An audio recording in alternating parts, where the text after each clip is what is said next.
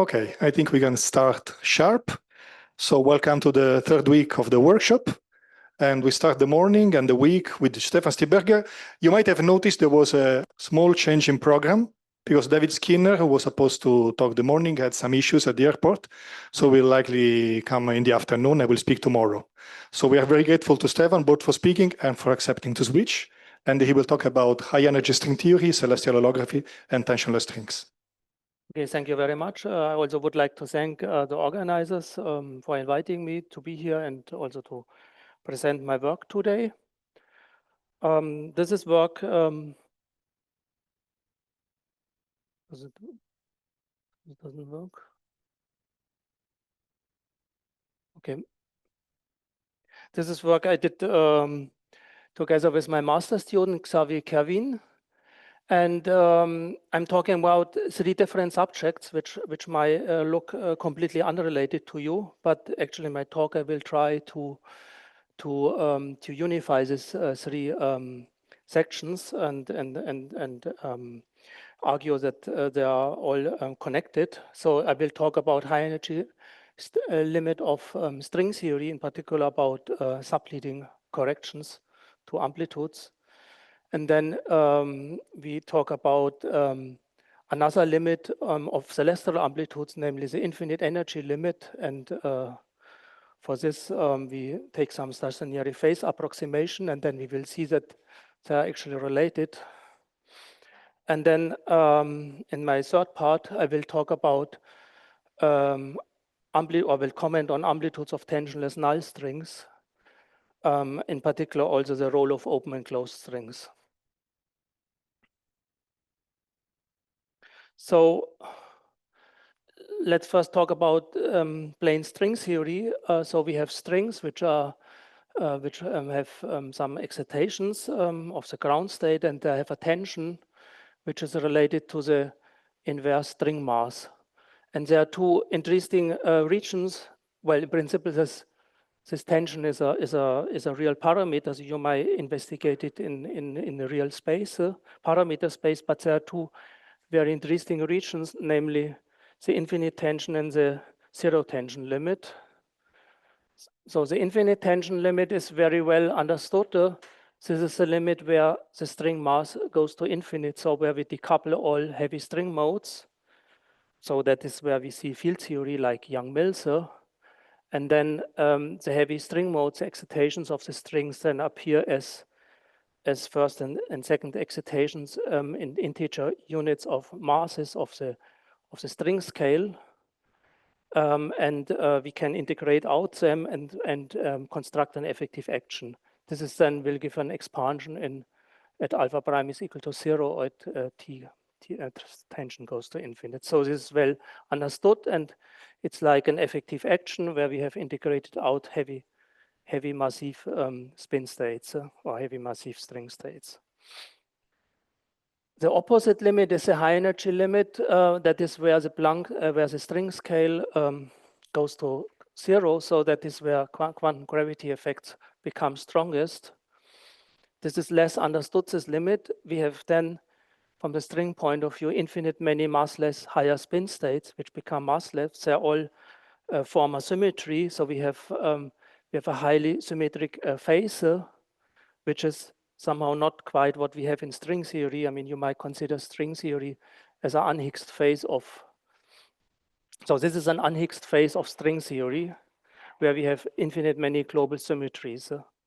And then, well, similar, we could ask for an expansion and an effective action, and it would be an effective action of this infinite higher spin states, which is all not known how to construct. And in my talk, I want to shed some lights on these issues.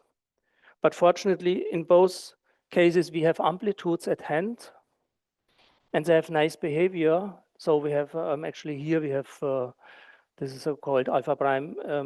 The alpha prime expansion at alpha prime is equal to 0. We get nice mathematical periods. I mean, notably Riemann-Zeta values, and also here, as we will see, we have nice mathematical structure of this expansion at zero tension or infinite alpha prime.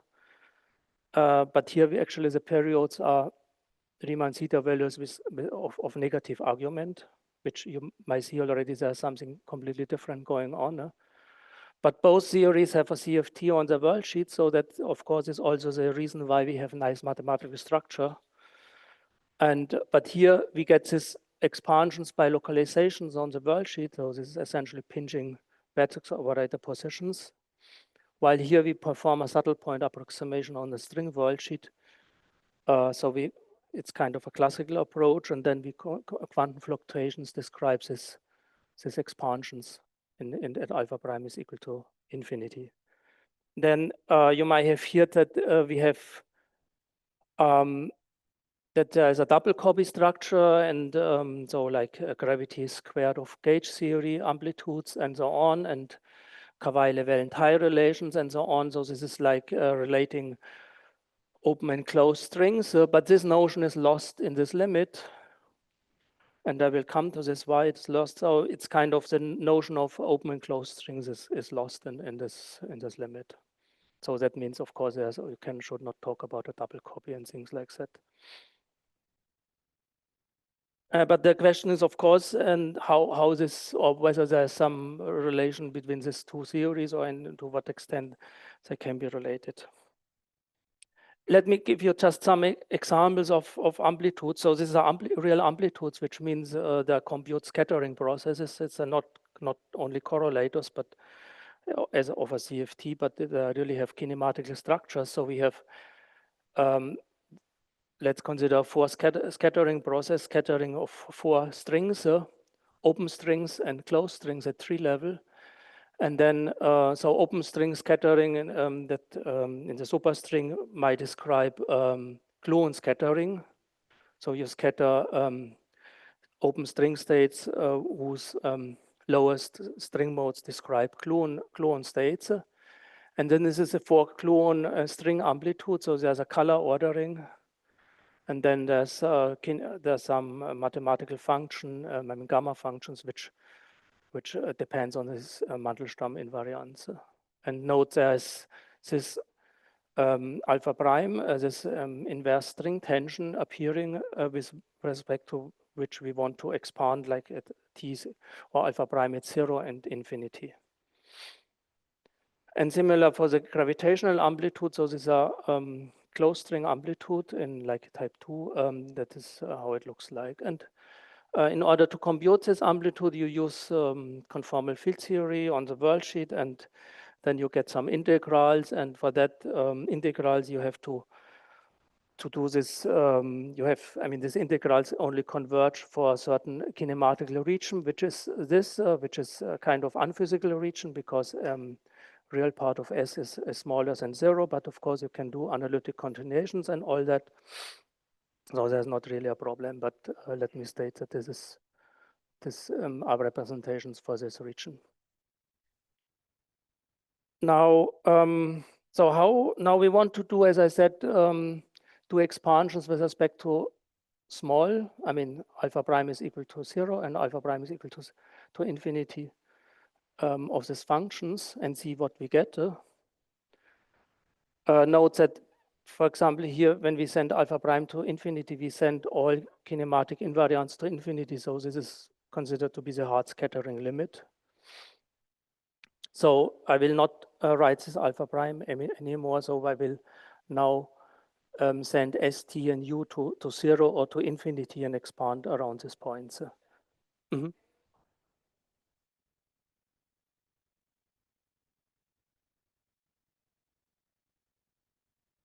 I mean, this is known to all, and so this is tree-level open strings and closed string, and it's known to any number of multiplicity like endpoint.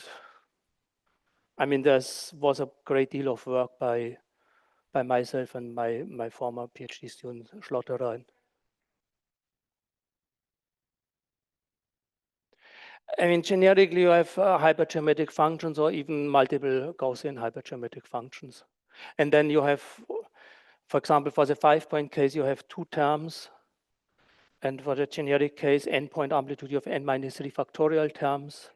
So n minus 3 factorial for 4 point is 1, so you have only 1, but it's completely under control. So there's a basis of functions and you specify it, and I think there's nothing more to what needs to be done for this string amplitudes just in the 4 dimensions. Yeah, I mean, there's also work for higher point advanced loop and so on, and also, I mean, I 2 years ago I worked on double copy advanced loop string.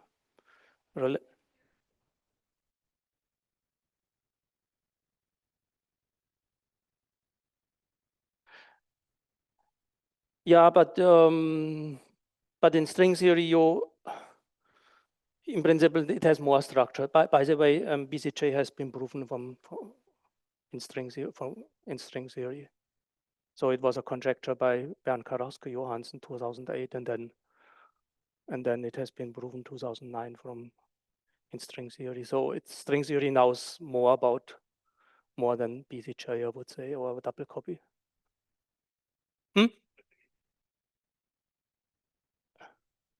Was in string theory 3 level, and 2 years ago I proved it at 1 loop.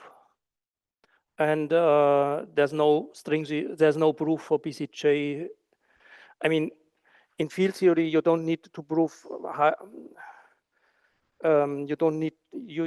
you have cut construction. So you construct all amplitudes from 3 level amplitudes by unitary cuts. So that means once you have understood double copy at 3 level, you conjecture it to be true also for higher loop amplitudes by just constructing the amplitudes through the cuts. But if you really want to prove it, I mean, you could prove it. It has been proven from string theory up to 1 loop. And so what is interesting, or what, I mean, just to give you a flavor, and then I will end with this slide, my string part, or this part, or the amplitude part. Hopefully you can read this, or maybe it's too small, but anyhow, the only thing you should take away is what I said already at the beginning, that here you do the field theory expansion. So this is string mass goes to infinite. So you do have a nice power series. Now, of course, for small Mandelstamms, which, I mean, remember this S Mandelstamms carry the alpha prime. And then we have this periods Riemann zeta functions. I mean, they are like they start with zeta 2 and then zeta 3 and so on. But here you have, if you now do the hard scattering limit, so alpha prime expansion at infinity, alpha prime is equal to infinity, then this amplitude has this famous exponential behavior, both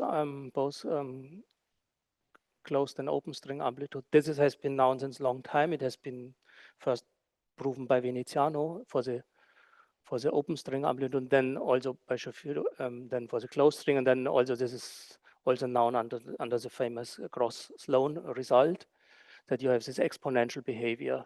But what was not known, strangely, that, and it is actually is what we have determined, are the subleading corrections. So the subleading corrections now, which of course here are 1 over s's because I carry on t and u, they then come with this zeta function with negative arguments. This is of course quite different than what we have here in this expansion. And it's actually, I find it very interesting actually that they have this negative zeta functions appearing here, which are related to Bernoulli numbers. So these are rational numbers. In contrast to here, we have transcendental numbers. Yes. Because you can do an analytic continuation, and you can also, if you ask for the physical region, then you have this. So that is the positive region. Then you have in addition these terms which generate the poles in the physical region. So there's, but it's qualitatively the same. So you have so you have here now also this zeta functions of negative arguments. And then you have this exponential decrease of the amplitude in contrast to field theory. But what I also wanted to say now is that, I mean, just as a reminder or to put this into lines, is there's some nice relation between, so they, of course, they look completely structurally completely different. In particular, here you have in this limit, they look almost same, closed and open string amplitude. So essentially the only difference is that this squaring here, this factor of 2.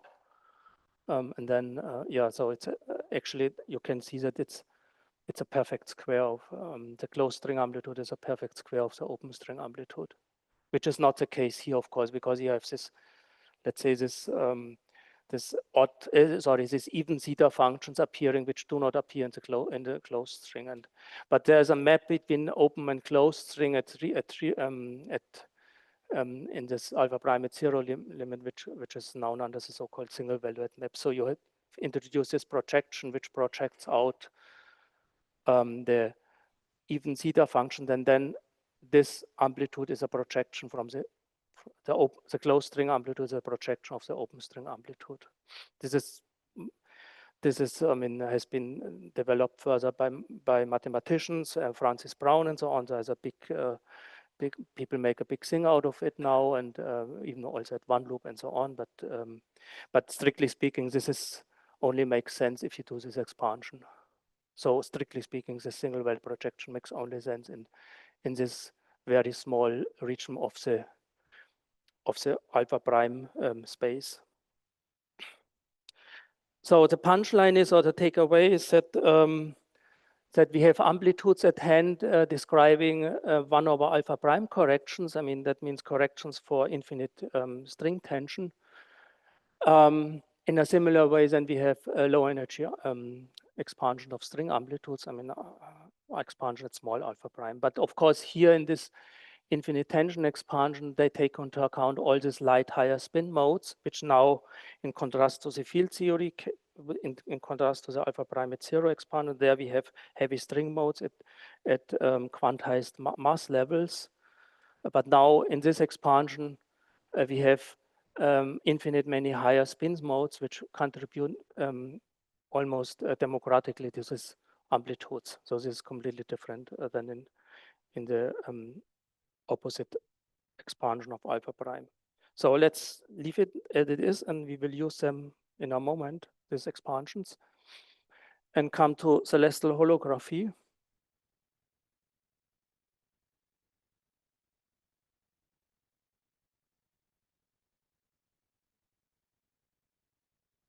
No matter what we do. Mm-hmm.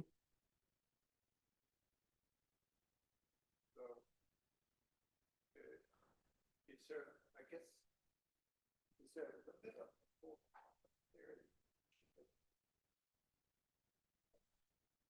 you do this subtle point approximation of the amplitude, and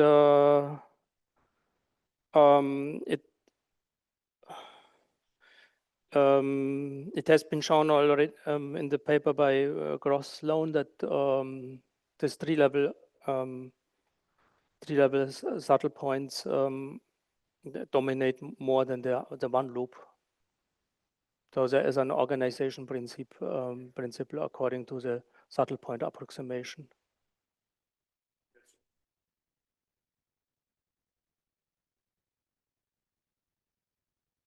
No, you can compute them in the same way as in string theory by doing the subtle point approximation. And as far as I remember, the only difference is that you get this exponential with s log s, and there's something like g plus some number. I can't remember, something like that, and this is the genus. This is the amplitude, 4-point amplitude behavior.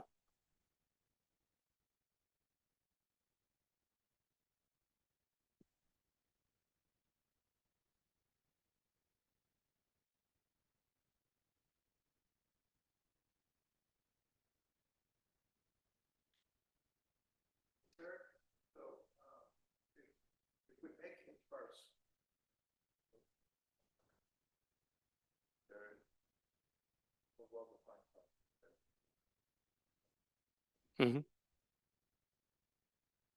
Mm-hmm.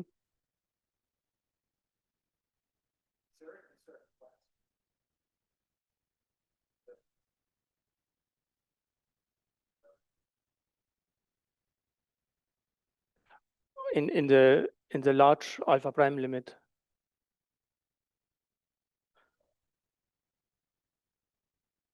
But there we get it could be, I mean, that's you might write down something like that, or you might get some connection. That's precisely or let's say one of motivation of this to see. I mean, maybe later I will I think I will have to say something later on this. I mean, we can postpone your question to that. I mean, how to relate some classical or effective action results to this high energy limit. Because after all, I mean, let's say the message of my talk will be that there are very similar features in both limits. I mean, alpha prime goes to infinite and alpha prime goes to zero limit, and it's worth to understand this connection more, I think. So now we do celestial holography and actually we'll use these results what I showed you before. So in celestial holography, the Lorentz symmetry in 4 dimensions is treated or described as a conformal symmetry on the celestial sphere. So it's SL2C. So we will have then conformal primaries with respect to SL2C. And the S matrix in 4-dimensional asymptotic flat spacetime, like the objects I have shown you before, they're then described or supposed to be described by some celestial conformal field theory living on the celestial sphere. I mean, the celestial CFT, of course, has to be specified, and it's not a standard CFT. And so why should this be interesting to let's say the problems we have discussed before?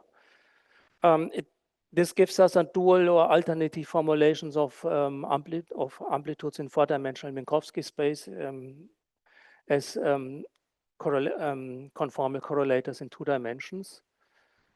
And also, there are many things in amplitude community which are not understood in 4 dimensions, like double copy or and so on. And then the hope is, I mean, that is my hope to understand these relations better in 2 dimensions. And also the S matrix, I mean, the amplitudes are, and I will come to this in a moment, they are constructed through some Mellin transformation, some energy integrals. So these amplitudes in 2 dimensions are sensitive to both UV and IR physics, and they lead to powerful constraints. So that means these celestial amplitudes in 2 dimensions, they are more constrained in their analytic structure, and that, of course, should lead to more I mean, because there are more symmetries at hand to construct them, and that, of course, should lead to a better understanding of amplitude relations. And automatically, we have asymptotic symmetries like BMS, etc., incorporated. Unfortunately, most approaches are bottom-up in this. That means we take the amplitude in 4 dimensions, though, which is a function of kinematic invariance, I mean Mandelstam invariance, and like polarizations, and also polarization and so on. We rewrite them in terms of celestial coordinates. So this we have seen the last weeks already. So parameterizing in celestial coordinates, and we multiply momentum conservation on it, and then we do this n-fold Mellin transform on this 4-dimensional amplitude, and that is what we call celestial amplitude in 2 dimensions. It depends on these energies lambdas, and so we do Mellin with respect to the energies and get instead these lambdas as conformal dimensions. and of course, it now will be a function on the celestial sphere, the positions on the celestial sphere determined or given by the sets. So for each particle, for this n particle scattering process, we have a position on the celestial spheres subject to this parameterization.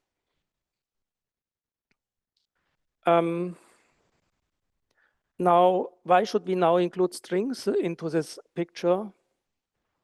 As I said already, the amplitudes are sensitive to both UV and IR physics because we integrate from 0 to infinite. So I guess then we should better also use the UV completion of the theory under investigation. So in other words, in most approaches of celestial holography, the detailed knowledge of UV completion is not used, and which in particular has the effect that most of the celestial amplitudes are divergent in UV. And so that is one reason what string theory makes better, that we get finite energy integrals in due to the UV softness of string theory. We have actually seen this exponential decrease. There are, to my knowledge, 2 or 3 other ways to cure this this problem of UV completion, that there's an iconal approximation in celestial CFT. You introduce some complex phases in the energy integral, which makes this integrals convergent. And then you might also introduce a background and like a dilaton background. I didn't cite it here because I was also involved in this. I wrote many papers on this, and so I don't cite my papers, so I don't cite all the papers of others here on this dilaton background.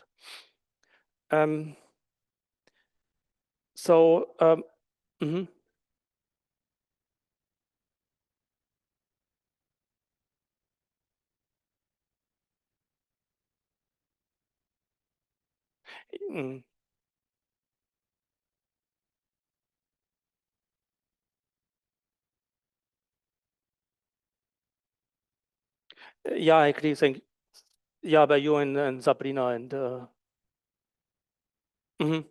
Okay, thank you for the comment. Yeah, of course, you can make those amplitudes doing this Melian transform, you get distributions, and of course, distributions, you can make perfect sense mathematically out of distributions, and then you, for example, that is also what people have done. They have then studied soft limits on these amplitudes, including this distribution, and got.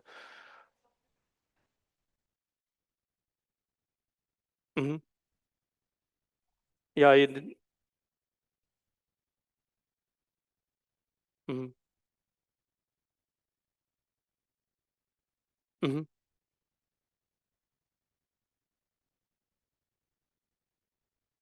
Yeah, it's true. Yes, thank you for the comment. Yes. But so now having the strings in the game, then we can ask one step further. Is there a connection between the string worldsheet and the celestial sphere? And then likewise, is there a connection between the celestial conformal field theory on the celestial sphere and some CFT on which is used on the string worldsheet?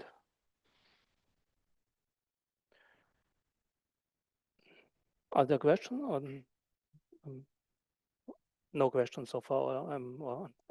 Good. So let me just on this slide review what we know on strings on celestial sphere, or what we need for my talk. So there's a celestial clone amplitude which has been computed by Andy, Sabrina, and Sheng Shao. I mean, I don't show it here. Let's say the only important thing is it's not, as I said, an amplitude which depends on these deltas or lambdas, this energy of coming from the Melian transform, and then it depends, as it should be, or as you expect from 4-point amplitudes in CFT, on the Grosch ratio A, which is denoted by A. So there's a Grosch ratio of the 4 points on the celestial sphere, and there's a delta function, distribution. These are the kind of distributions we get in celestial amplitudes, which puts this beta, which is the parameterized by these deltas, which are its energies from the Melian transform. So, and then of course this is some function depending on C's and cross ratios, which is not important now. What is now important, or what we want to see now, is how the corresponding celestial string amplitude looks like, which has been computed in this work. So it as all or many string amplitudes, they're comprised out of a field theory part and some form factor. So we have the field theory amplitude, which is exactly this piece here, but we don't need this delta function. That is one that comes from this. I mean, we simply have this convergent energy integrals, and then this delta function doesn't appear. We have some cross ratio dependence, and then we have this form factor. So the form factor is now the most important new ingredient, which is this integral here. So it's an integral on the string world Z, and the cross ratio enters, and then this beta.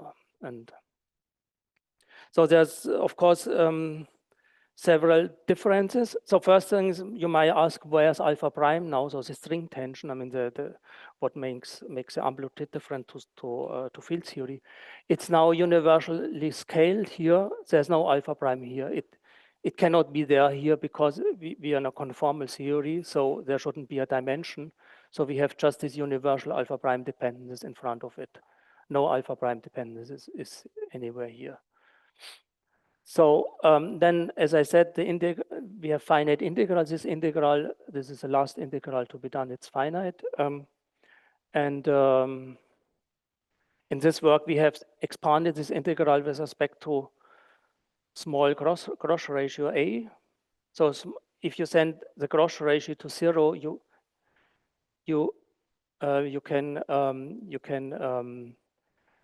get the field theory amplitude back. Or likewise, little a is a cross ratio on the conformal on sphere. So little a is little a is something like C1, 2, C3, 4, C2, 3, as far as I remember, and 1, 4. And then, so these are points on the celestial sphere. I gave you this parameterization of momenta in terms of Z, and it's something like S over minus S over T.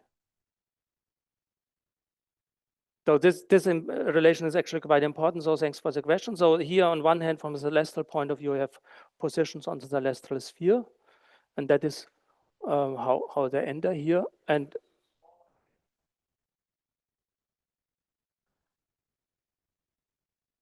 the small a is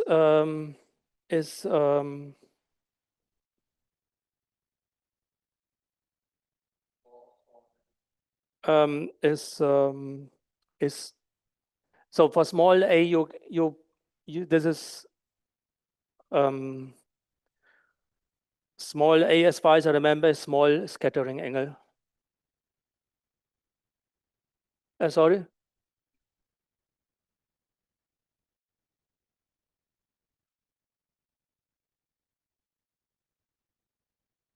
I think in our paper, in the 2018 paper, we had defined that, and then this R is, in this new paper, this R is, I think, 1 minus A. So, and that's now why I'm confused, because here we did a expansion in terms of 1 over R, which was small scattering angle. And now but you can do, those as limits, A goes to 0, A goes to infinity, related by conformal by SL2C. So you can extract the gluon amplitude in both limits, both at R goes to 0 and R goes to infinity. So it will not, we not take generic A now. I mean, so for us, this is, we don't do what is done here. We don't expand with respect to R. So the scattering angle is generic.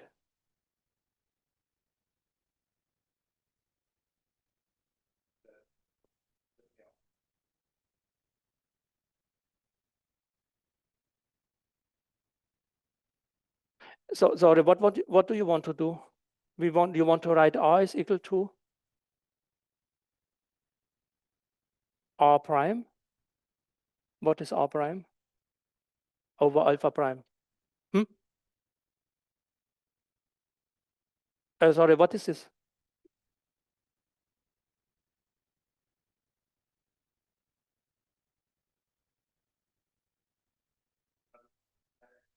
No, you wouldn't get back the alpha prime expansion because I mean the alpha prime expansion doesn't have this logs.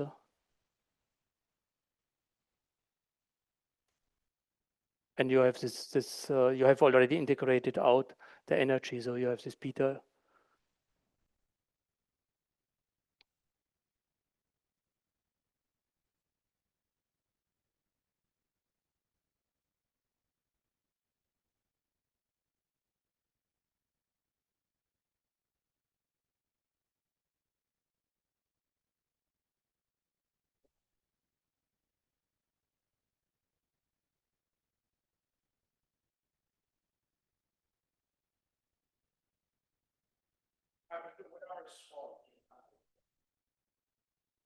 Yeah, that's why in this work we did the expansion in inverse R, so large R expansion, which gives the field theory expression.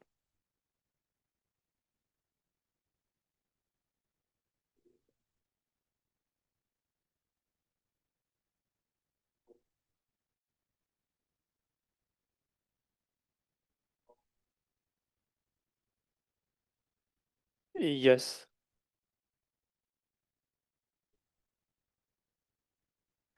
We get the field theory, so we get this including the beta in the delta function. Yes, yes.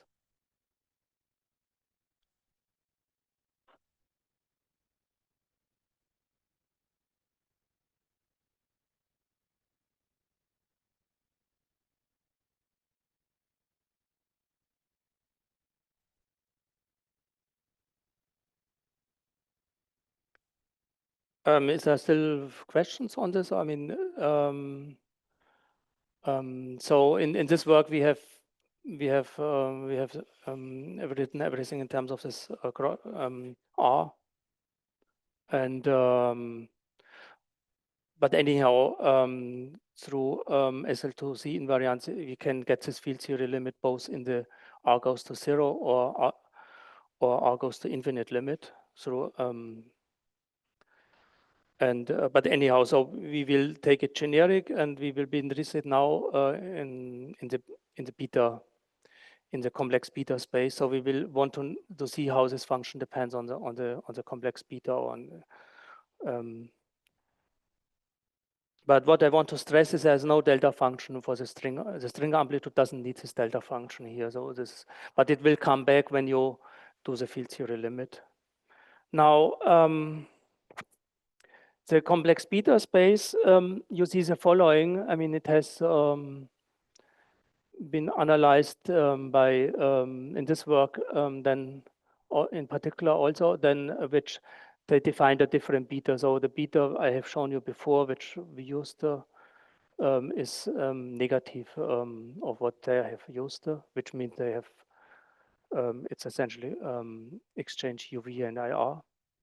So you see already from this factor here, so there's this gamma factor, so this gives you usual soft modes in the beta space. So this gives the singularities here. That's of course expected, these IR singularities from the Mellin transform. And then what they have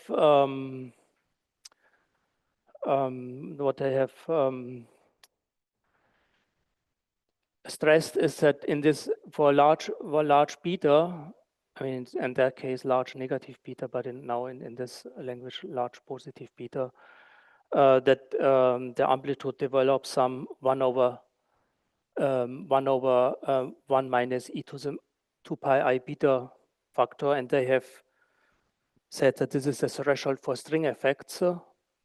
So that is note there's no alpha prime. So, but at some point, so where do we see strings contributing? There's, when you take beta larger, then you see this factor in the celestial string amplitude, and this is exactly the factor which comes from computing Mellin transform of such processes where you exchange heavy string modes. And actually, you can find it in our paper that when you rewrite this amplitude in terms of sums of a residua of the heavy string modes, you exactly have this factor here. But what is new now? Okay, and then in addition, there's the UV part. I mean, the beta is highest negative. Then you have this exponential growth, which is argued to be the black hole dominance, or which makes the amplitude in the Mellin space increase due to black hole dominance. So this is the far higher energy regime. And what is new now is that we have found additional singularities in this function by taking into account all this massless higher spin modes, or this light higher spin modes, which come from the subleading correction of the amplitude. So this, of course, comes only from the leading high energy contribution of the amplitude, let's say, of the so-called Gross-Sloan factor, exponential decrease factor, which in the Mellin space gives an increase in beta space. But then when you look at the subleading corrections, you get this additional singularities, which, I mean, here you have negative deltas, and here though there would be like delta equal to 2 and 3 and so on. And so there's the singularities which come from which describe contact terms from due to the higher spin mode states. I mean, very light. So this is now what we have found, and I now show you how we get this. So we have this string. I showed you this string form factor here, and rather than as we did here, expanding with respect to small or large cross ratio, we do now a stationary phase approximation of this integral. So we get a classical contribution, which is a subtle point, and the subtle point is exactly this position, this pointer, and then we compute the subleading corrections, which are the quantum fluctuation to the subtle point. So this is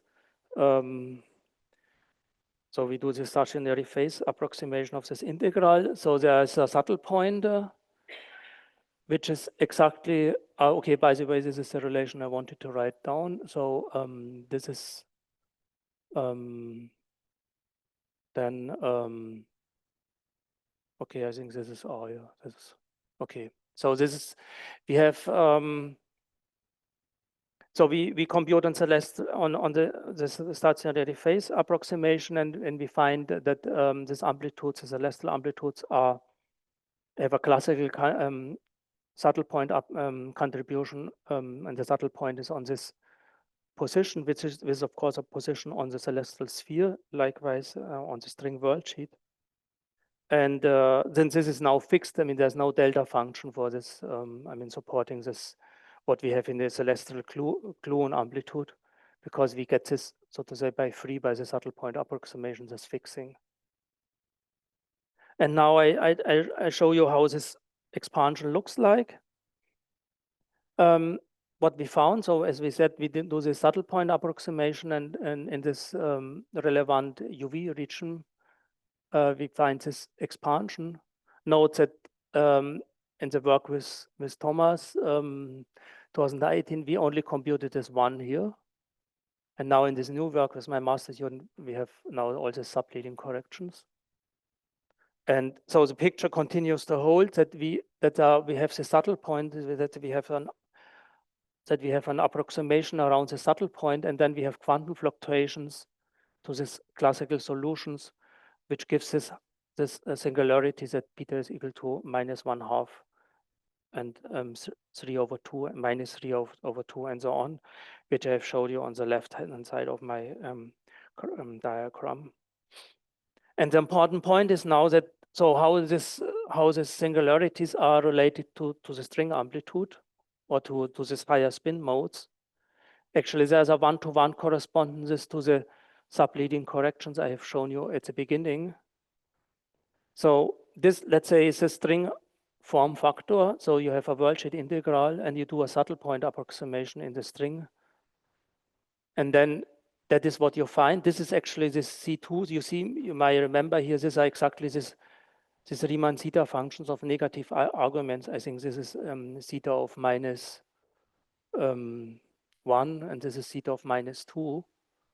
So these are exactly this negative argument zeta function. Then there's some kinematic dependence, which is fully under control. So this is a subtle point approximation on the string worldsheet, which localizes on this subtle point here. And now we have this coefficient, and then one-to-one corresponds to the subleading corrections here, which describes the subleading in beta space or in this celestial beta space. So it's nice that this is a one-to-one correspondence between subleading corrections on the string worldsheet determined by the C2n and the subleading corrections on the beta space. You might also expand different regions. I mean, the positive beta, then you have this. The takeaway is that we have is that if you just take the classical solution, what we have done here, then the classical solution is localized on this subtle pointer, which is essentially this ratio. And this is a point on the celestial sphere. So it's both a point on the string worldsheet through the subtle point approximation on the string worldsheet and is a point on the celestial sphere through the stationary phase approximation on the celestial sphere. And already here we have seen that the high energy ultra-Blanken limit, I mean the zero tension limit of string theory is reached for lambda for energies go to infinite. But now we have looked also what is, because actually the motivation was that people were asking, does this picture also continue when you take into account subleading corrections? So then this is what happens when you take into account subleading corrections. So this picture continues to hold, then you have this classical solution localized at the subtle point, and then quantum fluctuations around the subtle point, described by these massless higher spin modes, which become massless in the zero tension limit of string theory. So in other words, the higher spin, the slight higher spin modes are used to organize the celestial string amplitude in this way. So this is now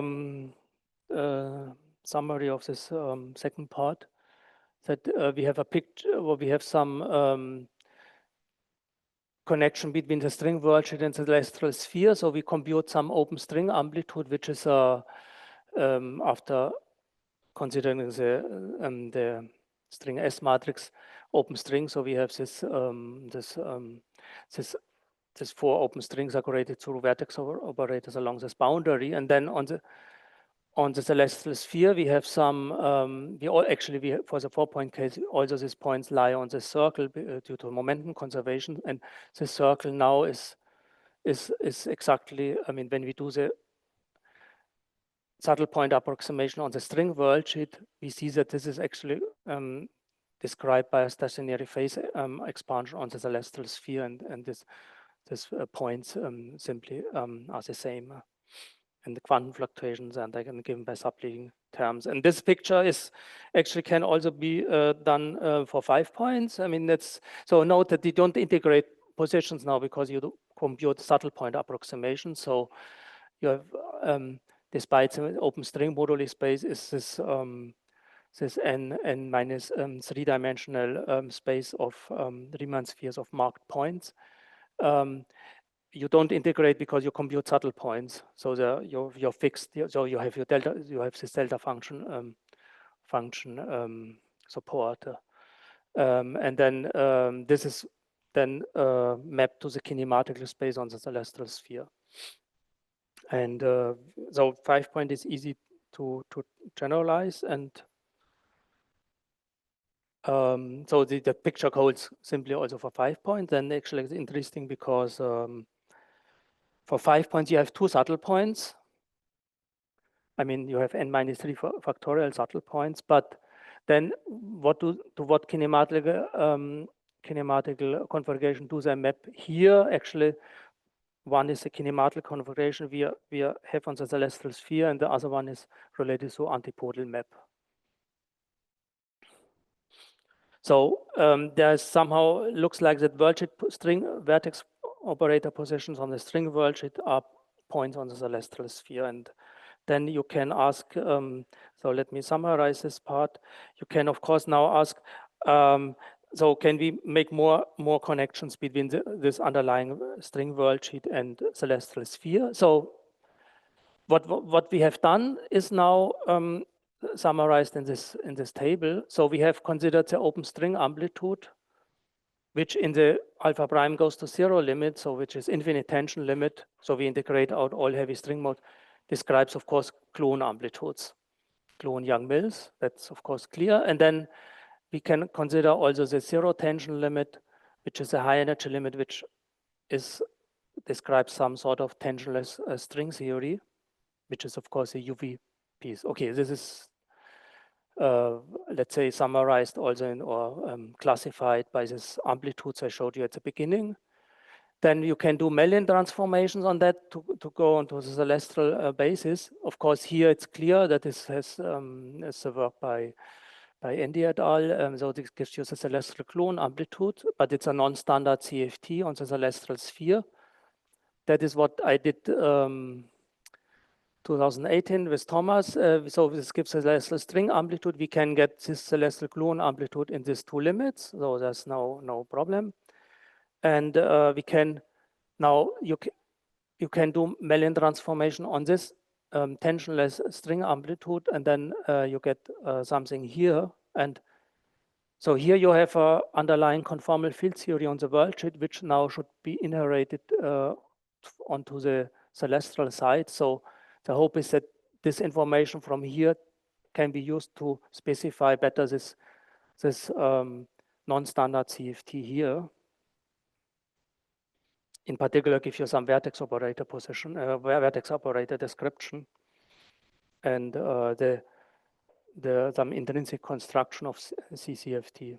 And actually, there's what interests me now most is actually can we somehow connect this two theories.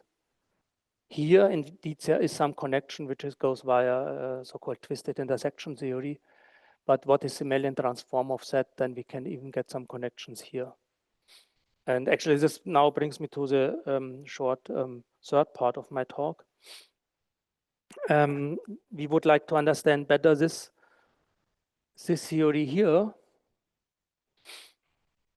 this tensionless or this zero tension limit of string theory, where all these heavy string modes appear. This is now, let's consider this zero tension limit, which is ultra high energy limit alpha prime goes to infinite. So all we have infinite many massless higher spin modes, which are all almost on the same level, and there's infinite many symmetries and so on, and which in particular means that we have now effective field theory, at least in flat space-time. So I'm not so much familiar with what is known about this higher spin theories. I discussed with Dario last week. So I think it's not in flat space. I read that effective field theory for infinite massless higher spin modes in flat space-time is breaks down. But at least we have amplitudes, nice amplitudes with this zeta functions at hand, and this will be my playground to continue further this amplitudes. So I don't care about let's say about the effective field theory. And in particular, I like this this nice zeta functions of negative weight. So they come, as I have somehow also showed you, they come from computing the subtle point approximation on the string world. Should they describe quantum fluctuations around this classical solution. And actually the subtle point approximation makes closest contact to the string world. It's not, let's say, the alpha prime goes to 0 limit, which makes closest connection to the string world, but it's actually the subtle point approximation, which where let's say the most geometric features of the string amplitude of the string world are used.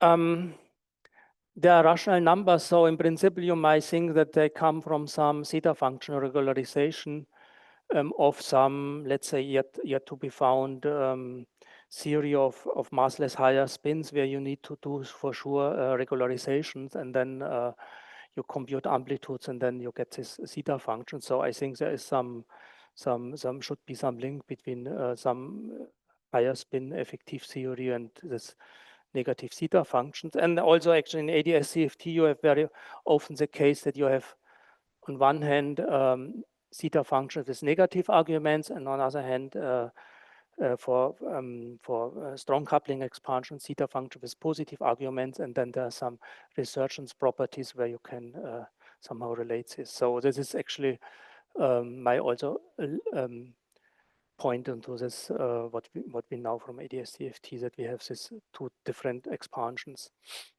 in the string case, which of course is not a strong weak coupling expansion, but such that it given at fixed coupling constant. Now, I mean, this is of course trivial, but let me just remind you. So to compute these amplitudes in string theory, we have, for the closed string, we have two Virasoros on the world sheet, and one, of course, for the open string. And then, so when we really want to compute this amplitude, so we have a complex integral, and then we do holomorphic factorization. So we somehow need to disentangle the interaction between the left and the right moving Virosaurus through phases, and this gives us some nice properties. But the question I raised already at the beginning, and what we also see at this alpha prime expansion, is that this KLT, or this double copy structure, breaks down when you go to the zero tension limit. So let me now see, or let us see what we might expect in this limit. So let me first say what we see. So we have seen somehow in my amplitude expansion, I gave you already, that there seems to, though the open and the closed string were essentially related through a factor of 2 square. So there doesn't seem to be a distinction between the open and closed string amplitude in this, in contrast to the field theory limit, alpha prime goes to 0. And that I have learned actually from looking in old papers by Dario and Augusto, and that they write, for example, also that actually strictly speaking, when you go away from alpha prime is equal to 0, that there's no distinction anymore between open and closed tensile strings. And so the notion becomes blurred, and I think this is also what one sees in these amplitudes, and that also has been by Arjun Bakshi and et al. Pointed out. So let's see to what extent we can connect to this tensionless null string of Arjun Bakshi and others. So let's see what we get in this high energy limit of strings.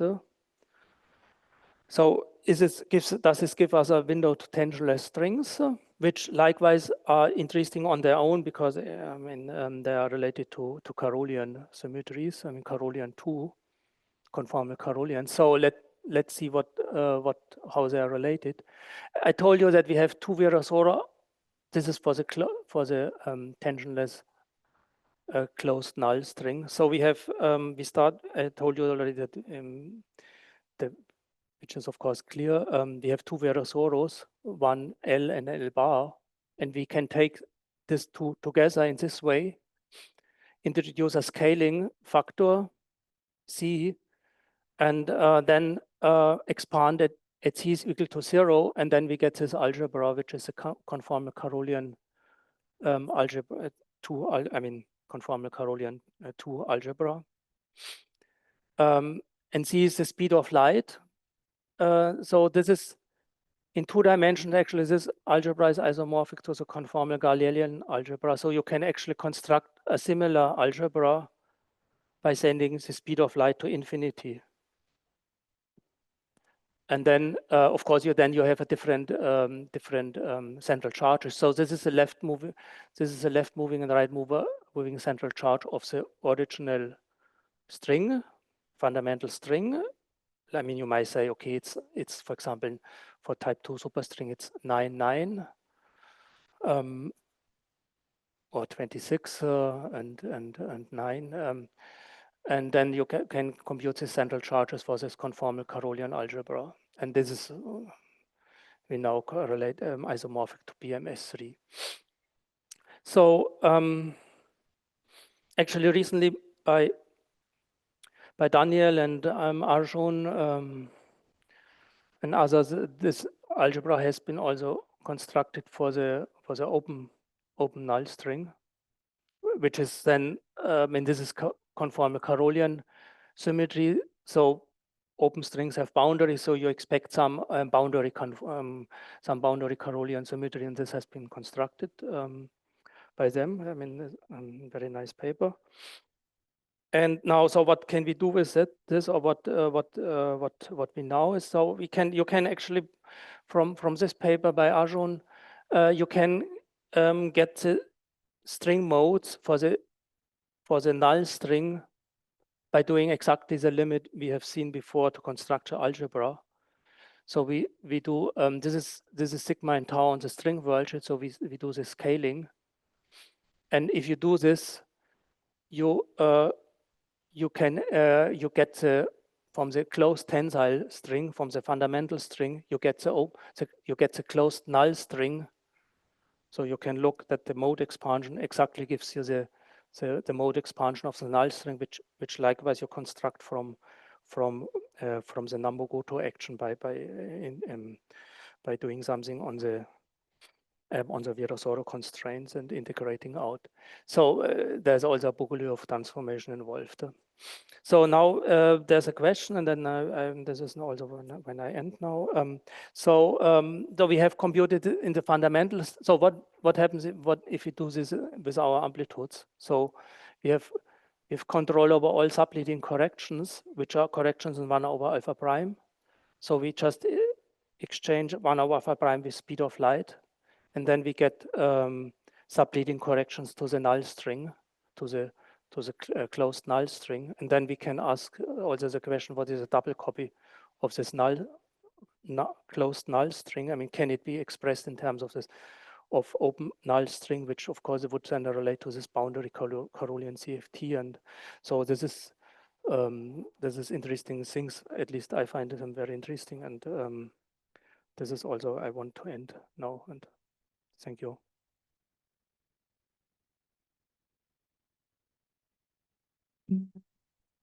Okay, thank you very much, Stephan.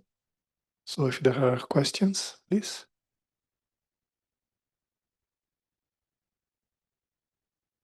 Yeah, so I'm puzzled by the following thing. So you're observing that at high energies that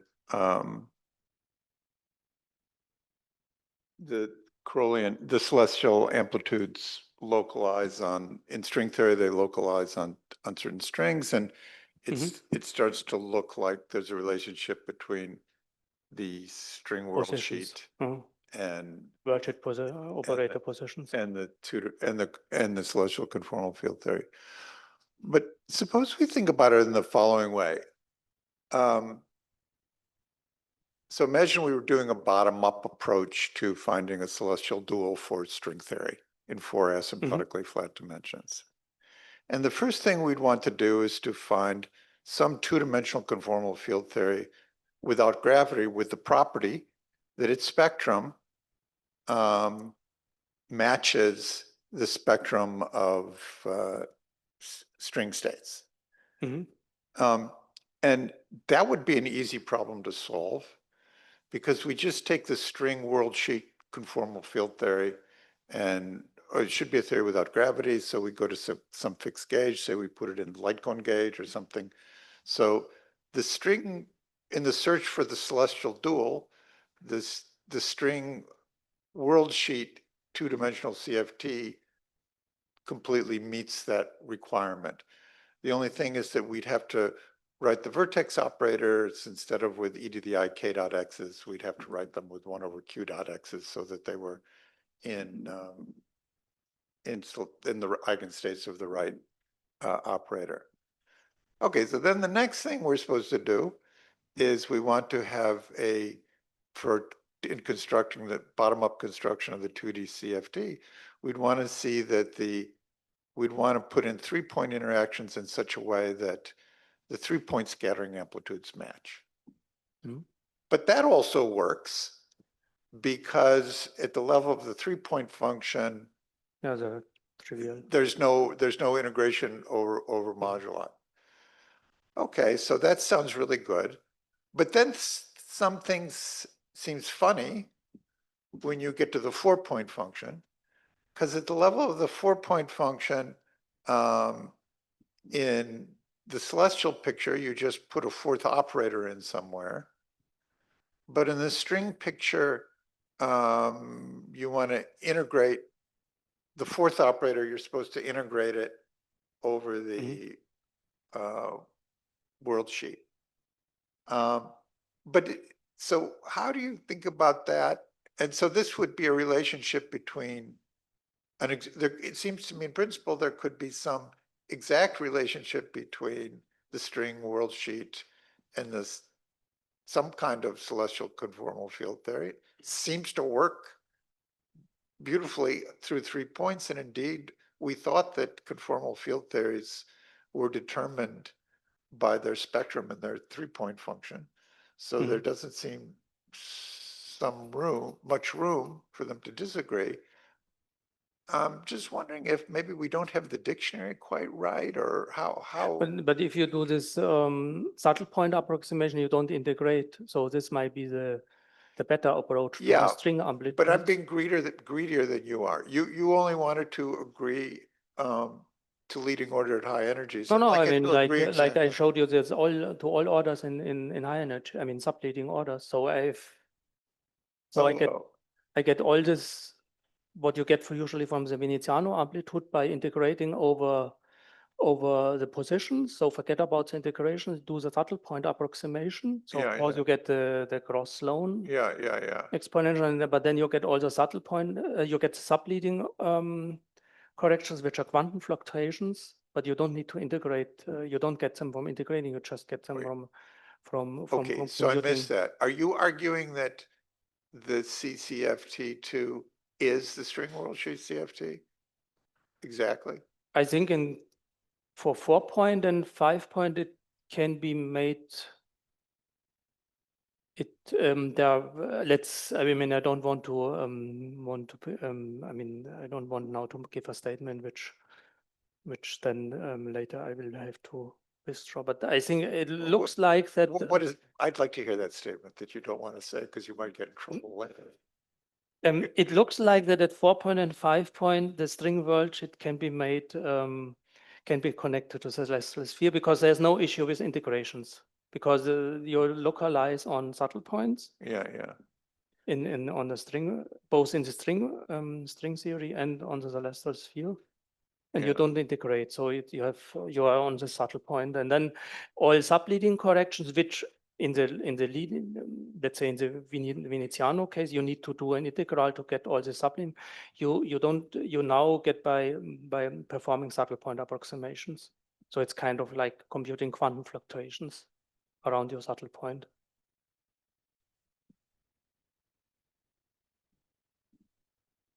Okay, very interesting. Thank you. But if you want to be critical, you might also say, even in the Veneziano case, you don't need to integrate to get the full Veneziano amplitude. You don't need to integrate what over the. moduli space. I mean, you never, in principle, you I can. thought you had to integrate one point around. Yeah, That's but the you beta function. you can write all string amplitudes such that you, without integrating, then you just write them as that you integrate, that you sum over all heavy string modes here, and then you also get the Veneziano amplitude. But that's not a string world sheet calculation. That's a space-time calculation. That's a spaced, yeah. But from the Okay, string, then, from yeah. the string world sheet calculation. Okay, that's why I have said that somehow the subtle point approximation you do in the high energy limit makes most profit, or is most closest to the string world sheet.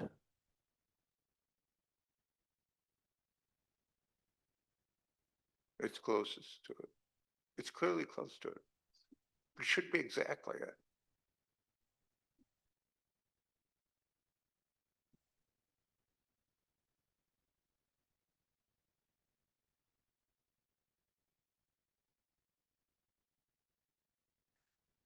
Okay. I have two questions, one technical. So you said that if you take the cross ratio either to 0 or infinity, you recover the field theory result. Mhm. So the alpha prime to 0 limit. Do you understand why you have to go to these kinematic regimes to recover that?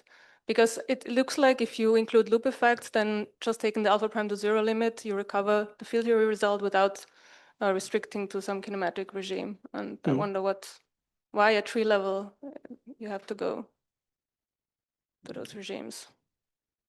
No, I don't. I think it's unclear too. Mm-hmm. And another question. So, okay, if there's Maybe you know. No, that's what I'm asking. Okay. So if this relation between the string world sheet and the celestial sphere really sort of pans out, what do you imagine happens in higher dimensions? Because there the celestial CFD would live on a higher dimensional sphere. I have not. I mean, should we be interested in this higher dimensional case, because we are in 4 dimensions, so we have celestial sphere and string world sheet. And so for higher, maybe you have then brains, or I don't know. I haven't thought about it in how in higher dimensions such. Maybe you can do something with Carolian CFT then, or I don't know. I mean, No, I mean like the string world sheet. I mean, how does would the string world sheet match onto? I don't know. I mean, okay, so in higher dimensions, you want like that. Let's say I compute an amplitude in 10 dimensions, and then is it how so I have a string world sheet, and then how is it related to the dual conformal let's say underlying world sheet in 8 dimensions. I don't know, but maybe some things can be cooked up. I mean, in string theory, many things can be just cooked up, and I could imagine that things could be cooked up in a similar way. But on the other hand, if I do the same thing in 10 dimensions, like considering 3-level amplitudes, I get exactly the same results in any dimensions. So they're infinitive on the dimension. So then I would expect the most canonical way of relating them is a celestial sphere here. And even in 10 dimensions. But then, of course, I miss a link to the underlying conformal algebra. But I don't know. But as I said, I might speculate that you might cook up something which makes a similar connection. Maybe now you have brains.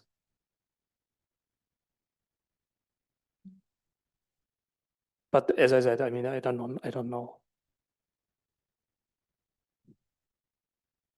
Or you know, I mean, you look. No, I'm asking because it's like 2D world sheet CFD and 2D celestial CFD. Okay, that sounds like it can match, but then you have a high dimensional sphere. What do you do? But in string theory, we never were interested on higher dimensional CFTs in higher dimensional I mean, higher than 2 dimensions. So that's why I think it's probably difficult. But the celestial dual to higher dimensional bulk quantum gravity will be higher dimensional, higher than 2, so then there's a mismatch. The celestial sphere is a conformal sphere in any number of dimensions. So if you went to 5 dimensions, maybe you would have it would be a 3-dimensional conformal field theory. And then it would be related to the amount of gravity.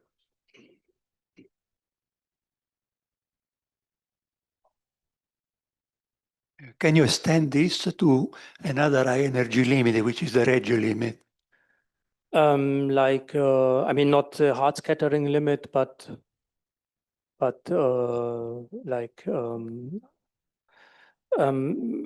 I haven't thought about it, but I think it should be possible that you consider other limits. Like, I mean, now I send all Mandelstamms at the same time to infinite, which is the hard scattering limit, which means alpha prime goes to infinite. But I think it could be possible to get similar, let's say, to go as far as I did here, if you only if you fix some of the Mandelstamms and only send some others to infinite. What you're asking?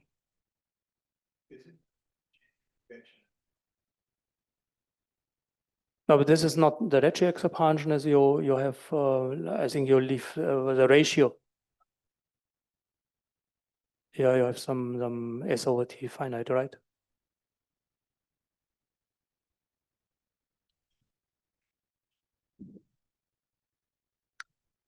Okay. Any additional questions? Maybe I have one. So in the original paper by Gross and Mende, so they computed the relation between amplitudes in the alpha prime going to infinity limit. They found a number of additional relations that led them to speculate that maybe string theory can be seen as a program phase of some gigantic higher spin gauge theory. Do you have anything to add in this respect from what you see? Can you see additional symmetries or something a little bit more specific about the symmetries that they figured out? I mean, I can confirm what they have written in their papers that now here I have gluon and graviton amplitudes considered, and then the infinite tension or zero tension limit. And if you now would like to do it for other external states, then I would find the same results, the same subleading corrections, because this is just a mathematical fact that they use the same ring of hypergeometric functions, and then you find these relations. David Gross and Sloan were talking about the relations between amplitudes of different external states, that they are all somehow related. That I think is a statement of them, that they have infinite many relations between different amplitudes of different external states. And this is, I can confirm that these amplitudes are all related. So this is universal. In other words, these subleading corrections are rather universal. Okay, thank you very much. If there are no other questions, let's thank Stephan again.